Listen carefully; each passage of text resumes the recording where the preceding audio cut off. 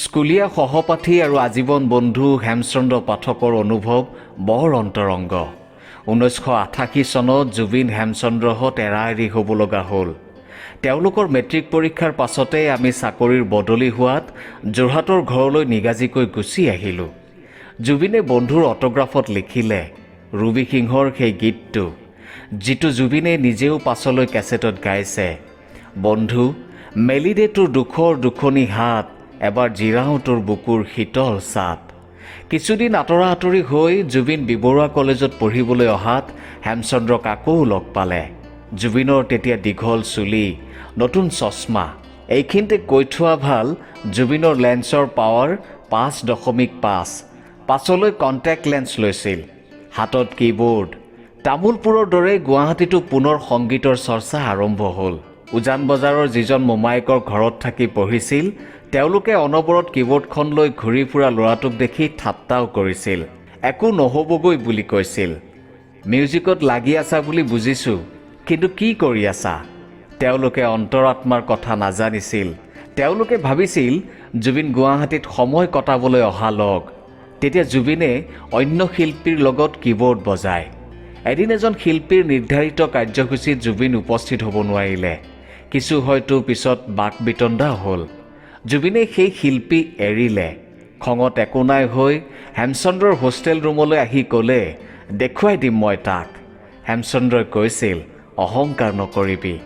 তেতিয়া জুবিনেই কৈছিল, অহংকাৰ নহয়, self confidence will be the base of my success. Within 2000 Zubeen Garg will be the substance. এই কথাখিনি মই সাজি কোৱা নাই। তাক এতিয়া অকল অসমবাসীয়েই নহয়, সমগ্ৰ দেশেই দেখিছে। 1993ৰ পাছতেই যেন জুবিনৰ নতুন পৰিক্ৰমা আৰম্ভ হ'ল। লুইতৰ ঘাটেৰে গাঁৱলীয়া বাটেৰে পৃথিৱী জয় কৰাৰ এক দীঘলীয়া পৰিক্ৰমা। আমাৰ শেষ কৈশোৰ আৰু প্ৰাক যৌৱনৰ সময়ছোৱাত জুবিনক বন্ধু বা সহপাঠী হিচাপে পোৱাটো আমাৰ বাবে এক অনন্য অভিজ্ঞতা। আজি জুবিনক সমগ্ৰ দেশৰে পৰিচিত শিল্পীৰ আসনত ৰাখি মই এই কথা কোৱা নাই। কৈছোঁ নাতি দীৰ্ঘ জীৱনৰ অভিজ্ঞতাৰ পৰা। মানুহ হিচাপে, শিল্পী হিচাপে জুবিন অনন্য। নিজৰ মতে চলা অভিমানী মানুহ। জুবিন এতিয়া এক ধাৰা, সাংগীতিক ধাৰা, বিশাল সাগৰমুখী ধাৰা। ইমান সন্মান, ইমান খ্যাতি, তথাপি এতিয়াও জুবিন চৰৈৱতী, চৰৈৱতী। সেয়ে হয়তো তেওঁৰ বন্ধু বান্ধৱ, সহকৰ্মী, এবাৰ ওচৰৰ পৰা পোৱা ব্যক্তিসকলে তেওঁৰ সৈতে সদায়ে একেই আত্মীয়তা, একেই সহৃদয়তা অনুভৱ কৰে। কিমান যে ধুমুহা গৈছে জুবিনৰ ভিতৰেদি, জুবিনৰ জীৱনৰ ওপৰেদি। আৰ্থিক, মানসিক, সংগীত বিষয়ক আৰু অনেক। সাধাৰণ মানুহে পৃষ্ঠভংগ দিয়াৰে কথা। কিন্তু ভগৱন্তৰ কৃপাত জুবিনৰ মনোবল অত্যন্ত দৃঢ়। সেয়ে তেওঁৰ জীৱনৰ জয়ৰ সঁচাৰ কাঠি। জংকী আৰু জয়ন্তৰ দুৰ্ঘটনাত মৃত্যু হোৱাৰ দিনা ৰাতি বালিপাৰাত ৰাস্তাত থিয় হৈ চিঞৰি চিঞৰি পাৰ হোৱা গাড়ীবোৰ ৰখাৰ চেষ্টা কৰা, কোনোবা এখন গাড়ী ৰলত তাত মৃতদেহ দুটা বোজাই কৰা, গুৱাহাটীৰ ডিজি মিউজিক ষ্টুডিঅ'লৈ অনা, পিছদিনা নৱগ্ৰহত শৱদাহ কৰা, তাৰ পাছতে ক্লিষ্ট, অৱসান, ভাঙি যোৱা মন লৈ খানাপাৰাৰ আমাৰ কোৱাৰ্টলৈ ঘূৰি আহি বিচনাত পৰি দিয়ালৈকে তেওঁৰ শৰীৰ ৰিজু হৈ আছিল। অগণন শুভাকাংক্ষীৰ সমবেদনা আৰু চকুৰ পানী দেখিছেহে তেওঁ ভাগি পৰিছিল। আগতে মুম্বাইত মাকক চিকিৎসা, মৃত্যুত যাৱতীয় কৰ্মকাণ্ড সকলো তেওঁ নিজেই সম্পন্ন কৰিছিল। আমি গৈ সৎকাৰৰ আগে আগে পালোগৈ যদিও আমাক শ্মশানলৈ যাবলৈ নিদিলে। কিজানি দুৰ্বল হওঁ, ভাগি পৰোঁ। পাছত তেওঁ সকলোখিনি মাতৃভক্তি আৰু মৰম গুপুতে গুপুতে নামৰ গীতটোত ঢালি দিছিল। তেওঁৰ অদ্বিতীয় মানসিক দৃঢ়তাৰ চানেকি আৰু পোৱা যায় তেওঁৰে বন্ধু সুশান্ত কোঁৱৰৰ পৰা। জুবিনৰ লগত এবাৰ মোৱাবাৰীৰ ফাংচন এখনলৈ গৈছিলোঁ। অনুষ্ঠানত ইমানেই মানুহ হৈছিল যে দেখি আচৰিত হৈছিলোঁ। বাছ, ট্ৰাক, সৰু সৰু গাড়ীৰ উপৰি চাইকেল বা খোজকাঢ়িও দৰ্শক আহিছিল। পুৱাই পুৱাই আমি গুৱাহাটীলৈ ঘূৰি আহিছিলোঁ। জুবিন আহিছিল জাগিৰোডৰ এজন বন্ধুৰ লগত। আমি বাকীবোৰ বাছখনত আহি আছিলোঁ। কিন্তু জখলাবন্ধত জুবিন অহা গাড়ীখন এক্সিডেণ্ট হৈ থকা দেখা পালোঁ। গাড়ীখনৰ অৱস্থা ইমানেই বেয়া আছিল যে তাত থকা আৰোহীবিলাকৰ কি হ'ব পাৰে বুলি ভাবি আমাৰ চকু পানী ওলাইছিল। আমি গম পালোঁ যে গাড়ীত থকা মানুহক নগাঁও হাস্পাতাললৈ নিয়া হৈছে। হাস্পাতাললৈ গৈ দেখোঁ যে তাত বহুত মানুহ ৰৈ আছে। আমাৰ আৰু বেয়া লাগিল। কিন্তু আমি সোমাই যোৱাৰ লগে লগে জুবিন হাঁহি মাৰি বাহিৰলৈ ওলাই আহিল। তেতিয়া সকলোৰে মুখত হাঁহি বিৰিঙিছিল। ওপৰত থকাজনক ধন্যবাদ জনাইছিলোঁ। তাক লৈ আমি আমাৰ বাছখনত গুচি আহিলোঁ। ইমান ডাঙৰ এটা ঘটনা হোৱাৰ পাছত যেতিয়া আমি মনে মনে আহি আছিলোঁ, তেতিয়া জুবিনে সেই ঘটনাটোক লৈ কৌতুক আৰম্ভ কৰিলে। পাছৰ ছিটত বহি থকা কেইজন কেনেদৰে আহি আগ ছিটত পৰিল, সেইটোৱে হাঁহিৰ কাৰণ। সেয়ে জুবিনে কেৱল গাড়ীৰ গ্লাছত খুন্দা খাই মূৰত দুখ পাইছিল আৰু চেলাউৰিৰ ওপৰত 14টা চিলাই পৰিছিল। সেই দাগ আজিও আছে। ইয়াত এটা কথা গম পালোঁ যে জুবিন মানসিকভাৱে কিমান দৃঢ়। ই এটা সাংঘাতিক ইতিবাচক দিশ জুবিনৰ প্ৰকৃতি প্ৰেমৰ অনেক দৃষ্টান্ত আছে। বহুত কলেজ অনুষ্ঠান বা নিজৰ ঘৰৰ বাৰীত একেদিনাই 200 গছ ৰোৱা বা বছৰেকত 30,000 গছপুলি ৰোৱাৰ লক্ষ্য, এইবোৰ তেওঁ ক্ৰমান্বয়ে কৰি আহিছে। জীৱ জন্তুৰ প্ৰতি মৰমৰ অনেক উদাহৰণ আছে। এবাৰ তেওঁলোকে শিৱসাগৰৰ পৰা প্ৰগ্ৰেম কৰি ঘূৰি আহোঁতে মিছাত চাহ ৰুটি খাবলৈ দোকানত সোমাল। চাহ খাই থাকোঁতে দেখোন জুবিন নাই। তাক বিচাৰি গ'লোঁ। গৈ দেখোঁ এজন মানুহৰ লগত কথা পাতি আছে। তেওঁৰ কাষত কেইটামান শৰালী হাঁহ। সি আটাইকেইটা কিনি মোৰ হাতত দি বাছত থ'বলৈ ক'লে। আমি ভাবিলোঁ ক'ৰবাত নিশ্চয় ৰন্ধাৰ বাবে লৈছে। আমি যোৰহাট পালোঁগৈ। তাত আমি হাঁহকেইটা নি জংকী আৰু পামীৰ হাতত দিলোঁ। দুয়ো খুব স্ফূৰ্তি পালে। মায়ে আমাক চাহ ৰুটি দিয়াৰ পাছত জুবিন, জংকী আৰু পামীয়ে চৰাইকেইটা ঘৰৰ পাছফালে থকা এটা খাৱৈজাতীয় পুখুৰীত মেলি দিলে। বহু দেৰি জুবিনহঁতে সিহঁতৰ লগতে কটালে। তাৰ পাছত আমি নাজিৰালৈ গুচি আহিলোঁ। বহু দিনলৈকে চৰাইকেইটা তাত থাকিল। এদিন নাইকিয়া হ'ল। কিয়েই বা হ'ল? সেই ঘৰখনো বৰ্তমান নাই। এতিয়া জুবিন, জংকীহঁত বিচাৰি আহে যদিও নাজানো। সি যেতিয়া সুৰ নিৰ্মাণ কৰি থাকে, তেতিয়া একান্তভাৱে নিজৰ মাজত সোমাই থাকে। এবাৰ বাথৰুমৰ পৰা গা ধুই কাপোৰ নিপিন্ধাকৈ ওলাই আহিছিল। এজনে চিঞৰি দিয়াতহে আকৌ বাথৰুমত সোমালগৈ। ষ্টেজৰ পিছফালে আহি বহুতো ল'ৰা ছোৱালীয়ে জুবিনৰ ভৰিত ধৰি সেৱা কৰা দেখিছোঁ। মাক বাপেকে ল'ৰা ছোৱালীৰ তেওঁৰ নিচিনা হ'বলৈ জুবিনৰ পৰা আশীৰ্বাদ বিচাৰে। মই ভাবিলোঁ জুবিন এতিয়া বহুত উচ্চ খাপৰ শিল্পী। কিন্তু মানুহটো সদায় সৰল, আন্তৰিক। সকলোকে সমানে আদৰ কৰে। পুৰণিৰ শ্ৰদ্ধা, নতুনক আদৰ। জুবিন একেই আছে। আৰু গায়ক নহ'লে ক্ৰিকেট খেলিম বুলি ভবা জুবিন অহিংসাত বিশ্বাসী। সি দালাই লামাৰ অনুৰাগী। অসমীয়া ভক্তিগীতৰ সুৰ আৰু শব্দ প্ৰথমবাৰলৈ শুনা গ'ল। হিন্দী, ইংলিছ ছবি ষ্ট্ৰিংছত জুবিনৰ ব্ৰহ্মা আদি কৰি যত জীৱ, ৰাম ৰাম ৰাম ৰাম বোলা প্ৰাৰ্থনাটোত অসমৰ লোকসংগীতক এক পৰিমাৰ্জিত ৰূপত বিশ্ব দৰবাৰলৈ নিয়াৰ প্ৰচেষ্টা। অৱশ্যে আগতে তেওঁ ভাৰ্জিন ৰেকৰ্ডছৰ ভূমি নামৰ কেছেটটোত শ্ৰী শংকৰদেৱৰ শুন শুন ৰে সুৰ বৈৰী প্ৰমাণা বৰগীতটো গাইছিল। ষ্ট্ৰিং ছবিখনৰ সংগীত পৰিচালনাৰ উপৰিও মুঠ 5টা গীতত কণ্ঠদান আৰু 2টি গীতত অভিনয়ো কৰিছে। গেংষ্টাৰৰ য়া আলিৰ দৰে। ষ্ট্ৰিংছত জুবিনৰ লগতে অসমৰ অনিন্দিতা পাল, বৃষ্টি আৰু অংগৰাগেও কণ্ঠদান কৰিছে। বিহাৰৰ বিদ্ৰোহী কবি নাগাৰ্জুনৰ বহু বিতৰ্কিত আৰু নিষিদ্ধ কবিতা ওম জুবিনে সুন্দৰকৈ পৰিৱেশন কৰিছে। এই ছবিখনৰ বিষয়ে জুবিনে কয়, সঞ্জয় ঝা পৰিচালিত ষ্ট্ৰিং মূলতঃ এখন অফবিট ছবি। ভাৰতীয় আধ্যাত্মিক ভাৱধাৰা প্ৰতিফলিত কৰা বৃহৎ উৎসৱ কুম্ভমেলাৰ আধাৰতে ছবিখন নিৰ্মাণ কৰা হয়। ছবিখনৰ যোগেদি কুম্ভমেলাৰ লক্ষ লক্ষ ধৰ্মপ্ৰাণ ভক্তক ভিজুৱেল পৰ্দাত ধৰি ৰখা হয়। সেই প্ৰেম, বিশ্বাস, ধৰ্মীয় পৰম্পৰা আৰু সমন্বয়ৰ বান্ধোন ষ্ট্ৰিংছৰ কাহিনীত বিদ্যমান। প্ৰবন্ধকাৰ মাণিক ৰায়ৰ মতে শব্দৰ খনিকৰ, কণ্ঠসুৰৰ যাদুকৰ এগৰাকী প্ৰকৃত শিল্পী জুবিন গাৰ্গ আজি বিশ্ব সংগীত জগতৰে এক চিনাকী নাম। শ্ৰী ৰায়ৰ পৰাই সংগৃহীত জুবিনৰ হিন্দী চিনেমাৰ হিচাপটো উল্লেখ কৰিবলৈ মন গ'ল। জুবিনৰ কণ্ঠত মুক্তিপ্ৰাপ্ত 6খন হিন্দী ছবি গেংষ্টাৰৰ পিছতেই জনপ্ৰিয় শিল্পীগৰাকীয়ে বৰ্তমানলৈকে প্ৰায় 60খন ছবিত কণ্ঠদান কৰিছে।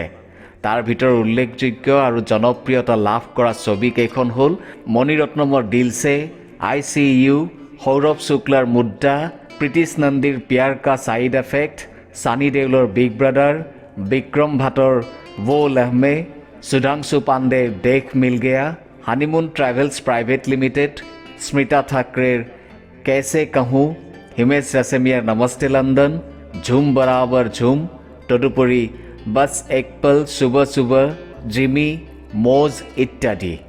এ.আৰ. ৰেহমান আৰু সুভাষ ঘাইৰ লগতো কাম কৰিছে জুবিনে। ইছমাইল দৰবাৰৰ লগত ৰাছিয়া সাজন। এই ইছমাইল দৰবাৰেই কৈছিল জুবিনৰ বিষয়ে, ও কুদৰত কা দেন হে। অনু মালিকৰ সংগীত পৰিচালনাতো তেওঁ গীত গাইছে। হিন্দীত এছ.ডি. বৰ্মনৰ ৰিমেক এলবাম জিন্দেগী, পাকিজা, বাংলা ছবি শুধু তুমি আৰু মহাৰথীৰ কণ্ঠ আৰু সংগীত পৰিচালনা এলবাম তুমি, পুনৰ ছানী দেউলৰ ছবি আপনে আপনেত, পাঞ্জাবী গীত, হিন্দীৰ সঞ্জীৱ দৰ্শনৰ নতুন নাম নোহোৱা ছবিখনতো জুবিনে গীত গাইছে। এতিয়ালৈকে দুকুৰিমান ছবিত কাম কৰা জুবিনৰ কেছেটৰ সংখ্যা প্ৰায় 1500 আৰু গীতৰ সংখ্যা 10,000তকৈ বেছি। ততোধিক বাপ্পী লাহিৰীৰ সংগীত পৰিচালনাত দৰ্দে ডিস্ক নামৰ ছবিখনত তেওঁ 2টা গীতত কণ্ঠ নিগৰাইছে আৰু এখন তেলেগু ছবিত। তেওঁৰ নিজৰ সংগীত পৰিচালনাৰ এতিয়া কেইবাখনো ছবি নিৰ্মিত হৈ আছে। প্ৰখ্যাত কবি ডক্টৰ কুমাৰ বিশ্বাসৰ জানিয়া, সুদীপ্ত আচাৰ্যৰ নামৰ স্থিৰ নোহোৱা ছবিখন, ভাস্কৰ শৰ্মাৰ ইউ আৰ নট মাই জুলি, বিদ্যুৎ কটকীৰ এজ দ্য ৰিভাৰ ফ্ল'জ, জুবিনৰ পৰিকল্পনাত আৰু নিজৰ ছবি চক্ৰ, য'ত হিন্দী আৰু অসমীয়া ছবিৰ শিল্পীসকলে কাম কৰিব। অগণন যুৱক যুৱতীৰ ৰোল মডেল জুবিন। তেওঁ নিজেই বি বৰুৱা কেঞ্চাৰ ইনষ্টিটিউটকে ধৰি বহু বিয়াগুম কোম্পানীৰ ব্ৰেণ্ড এম্বেচেডৰ। নবৈ মোলৈ এজনী ছোৱালী চালি নে নাই, এইটো মানস ৰবিনে লিখা বিহুসুৰীয়া গীত। সেয়েহে জুবিনে এই গীতটোৰ জনপ্ৰিয়তাই মানসৰ জীৱন সলনি কৰি দিলে। গীত ৰচনা বা গায়কৰ স্মাৰ্ট আৰু ষ্টাইলিছ প্ৰক্ষেপণৰ আৰ্ট জনা জুবিনৰ বিষয়ে মানস ৰবিনৰ অভিমত এনেধৰণৰ। জুবিন গাৰ্গৰ গীতবোৰ আনতকৈ বহুত বেলেগ। তেখেতে বেলেগ কিবা এটা বিচাৰি ফুৰে গীতৰ শব্দত, সুৰত, কাপোৰত, খাদ্যত, সকলোতে। অদ্ভুত তেখেতৰ পচন্দ। তেওঁ খেয়ালী, অন্যমনস্ক, আত্মমগন, স্থিতপ্ৰজ্ঞ। তেওঁ এজন জিনিয়াছ। কিছুমান মানুহৰ স্বভাৱ আন কিছুমান মানুহৰ লগত আচৰিত ধৰণৰে মিলে। মোৰ দেউতাৰ কিছুমান ঢং জুবিনৰ গাতো আছে বাবেই এই খেয়ালী মানুহজনক মই কিছু সহজতে কিছু দূৰলৈ বুজিব পাৰিছিলোঁ। তেখেতৰ অভিমানী মনটোৱে বহলকৈ মেলি দিব পৰা অন্তৰখনে বহু আৱৰণৰ মাজত ঢাক খাই থাকে যদিও মোৰ দৃষ্টিত ফটফটীয়াকৈ ধৰা দিছিল। ক্ৰমে ক্ৰমে আমি ওচৰ চাপি গৈছিলোঁ। প্ৰতিটো বিপদ আপদৰ লগৰী হৈ আজিও দুয়োৰে ওচৰত থিয় দি আছোঁ।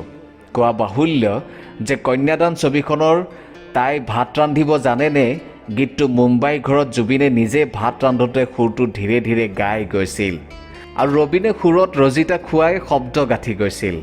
গীতটো চমৎকাৰ হৈছিল, খুব জনপ্ৰিয়ও। এই আপাহতে নাট্য পৰিচালক নয়ন প্ৰসাদৰ পৰা পোৱা 2টি সঁচা অনুভৱ উদ্ধৃত কৰিলোঁ। যশস্বী সংগীত পৰিচালক ৰমেন চৌধুৰীয়ে এবাৰ জুবিনৰ প্ৰসংগত কৈছিল এইদৰে, যিকোনো এটা গীত সুৰ যিমানে জটিল নহওক কিয় সিমান সোনকালে আৰু সহজে জুবিনে আয়ত্ত কৰিব পাৰে যে ভাবিলে আচৰিত লাগে। এয়া এক আচৰিত দক্ষতা আৰু সেয়া প্ৰতিভাৱান শিল্পীৰহে থাকে। জুবিনৰ অন্য এটা ৰূপো আছে, সমাজ সচেতন, ৰাইজৰ বাবে কিবা এটা কৰাৰ মন থকা এই জুবিনজন মাজে মাজে দেখা পাওঁ। বিষ্ণু ৰাভা শতবাৰ্ষিকীৰ এখন সভা হৈছিল ভাৰতীয় গণনাট্য সংঘৰ পাণবজাৰত থকা কাৰ্যালয়ত। জুবিন আহিল। পুৰণি দিনৰ বিষ্ণু ৰাভা আৰু হেমাংগ বিশ্বাসৰ ছবিবোৰ চালে। বিষ্ণু ৰাভাই বজোৱা হাৰমনিয়ামটোত আঙুলি বুলাই চালে আৰু হঠাৎ কৈ উঠিল, বিষ্ণু ৰাভা মোৰ আইডল। পিছদিনা ওৰেটো দিন আৰু নিশা এপৰলৈ জুবিনে ট্ৰাক এখনত উঠি গুৱাহাটীৰ বিভিন্ন স্থানত অন্য শিল্পীসকলৰ সৈতে 2 এপদ বাদ্যযন্ত্ৰৰ সৈতে খোলা গলাৰে শান্তি সমৃদ্ধি ৰক্ষাৰ অৰ্থে গীত গাই ফুৰিলে। দেৰিকৈ আহে বুলি জুবিনৰ বিৰাট বদনাম। সিদিনা পিছে পুৱা 10 বজাতে সঠিক সময়তে আহি ওলাল। জুবিনক চাই চাই ভাবিছিলোঁ এইজন বাৰু কোন জুবিন। সুগন্ধি পখিলাৰ কবি হীৰেণ ভট্টাচাৰ্য জুবিনৰ প্ৰিয় কবি। মাজে মাজে সময় পালেই হিৰুদাৰ ঘৰলৈ আহি নতুন গীত, নতুন কবিতাৰ কথা পাতে। সেই হিৰুদাই দুষাৰী কবিতাৰে অসমৰ ৰাইজৰ জুবিনৰ প্ৰতি থকা শুভেচ্ছা আৰু মৰম প্ৰকাশ কৰিছে এইদৰে, গানৰ জুবিন, গান গাই থাকক চিৰদিন, আমি সকলোৱে ইয়াকে কামনা কৰোঁ। এই গ্ৰন্থৰ প্ৰায় শেষ অংশত উপস্থিত হৈছোহি। এতিয়া পূৰ্বতে উল্লেখ কৰি অহা পবিত্ৰ মাৰ্ঘেৰিটাৰ পৰা পোৱা কিছু খবৰ পাঠকৰ সুবিধাৰ্থে ইয়াত যোগ কৰিব লগা হ'ল। জুবিনৰ প্ৰিয়খিনিৰ বিষয়ে অৱশ্যে পৰিশিষ্টত এখন ফিৰিষ্টিও দিয়া হ'ব। জুবিনৰ প্ৰথম প্ৰেম গান আৰু অসম। গানৰ দৃষ্টিভংগী বিশ্বজনীন, কিন্তু অসমীয়া ৰূপে প্ৰবল জাতীয়তাবাদী। স্বদেশ স্বজাতিৰ দুৰ্দিনত তেওঁ সদায় সমদলৰ আগশাৰীত বিদ্যমান। উদাসীনতাৰে সুবিধাজনক দূৰত্বত অৱস্থান কৰাৰ পৰিৱৰ্তে তেওঁ সদায় জনতাৰ কাষত থিয় হয়। নিজৰ মাধ্যমেৰে দুৰ্নীতি আৰু দুষ্কৃতিৰ বিৰোধিতা কৰে। সপোন ৰচে জ্যোতি বিষ্ণু শংকৰ চুকাফাৰ জোনাকী দেশৰ। নৱপ্ৰজন্মক উৎসাহ যোগায় সংস্কৃতিৰ বৌদ্ধিক জ্ঞানেৰে আগবাঢ়ি যাবলৈ। গান শুনা, চিনেমা চোৱা, নতুন আহাৰৰ জুতি লোৱা, গাড়ী চলোৱা, সাঁতোৰ, বৰশী বোৱা এইবিলাক তেওঁৰ hobby. Bhupen Hazarika, Ridip Dutta, Munin Barua, SD. Barman, Kishore Kumar, Fateh Ali Khan, ষ্টিংছ, Michael Jackson, Gary মুৰ আদি তেওঁৰ প্ৰিয় শিল্পী। প্ৰিয় ঠাই অসমৰ প্ৰতিখন গাঁও, প্ৰিয় গীত প্ৰতিটো অসমৰ লোকগীত, প্ৰিয় ব্যক্তিত্ব বিষ্ণু ৰাভা, প্ৰিয় কিতাপ চাৰ্লি চেপলিনৰ আত্মজীৱনী। এইবোৰত নতুন নতুন নাম সংযোগ ঘটিয়েই আছে, যিমানেই তেওঁ সীমাৰ পৰিধি নেওচি আগুৱাই গৈছে।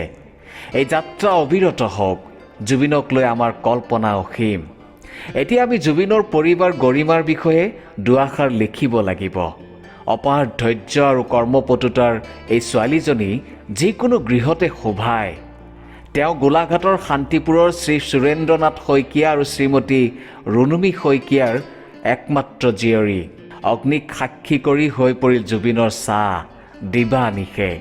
মুম্বাই বিশ্ববিদ্যালয়ৰ পৰা ইংৰাজী সাহিত্যত স্নাতকোত্তৰ ডিগ্ৰীধাৰী গৰিমা আছিল ৰাজ্যিক পৰ্যায়ৰ এগৰাকী টেনিছ খেলুৱৈ। বৰ্তমান তেওঁ এগৰাকী সফল ফেশ্বন ডিজাইনাৰ।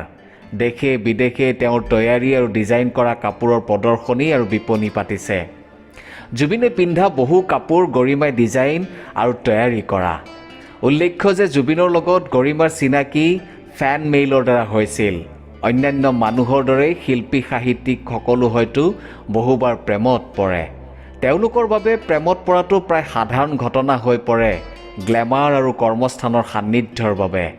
জুবিনৰো তেনে হৈছিল, পিছে গৰিমাই তেওঁক বান্ধি ৰাখিলে। ছোৱালীজনীয়ে লিখেও অত্যন্ত কেণ্ডিড আৰু সৰলভাৱে। একে আধাৰতে মই কৈ যাব পাৰোঁ যে জুবিন খুব সহজ সৰল আৰু বহল মনৰ অধিকাৰী, এজন অতি মৰমীয়াল ব্যক্তি। তেওঁক লগ পোৱা আৰু ওচৰৰ পৰা চিনি পোৱা বহুতেই কয় Zubeen has a heart of gold. আনৰ দুখত বিচলিত হৈ পৰা, সুৰৰ ভাগী হৈ আত্মহাৰা হোৱা মই বহুবাৰ দেখিছোঁ। নিজৰ জীৱনৰ বহুতো কঠিন সময়তো গভীৰ আত্মবিশ্বাস আৰু সাহসেৰে থিয় দি তেওঁ দুখ সময় জয় কৰিছে।